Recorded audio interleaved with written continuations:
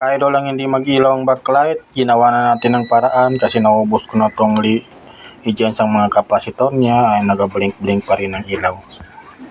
So gumawa tayo ng DIY, dalawang kapasitor na mylar, tong kapasitor sa electric fan, isang kapasitor na 400 volts, 68 microfarad, at saka bridge type na diode, at saka dalawang resistor na 680k.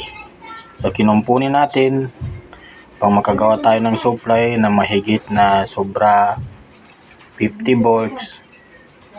Ay ito na siya ngayon, umilaw na siya mga ka-idol. Ang problema lang mga ka-idol ay direct pa siya kasi hindi pa natin nagawan ng relay. So isipin pa natin kung anong maganda, gawa natin ng relay or hindi na, kasi paggawa natin ng relay ito, saan pa na tayo kukuha ng supply kung hindi sa motherboard niya. So magiging pabigat na sa 12 volts. So mas better siguro hindi na natin gawa ng relay, kausapin lang natin ng may-ari na kung hindi na nila gamitin ng unit ay i-unplug lang nila para hindi iilaw ang backlight niya.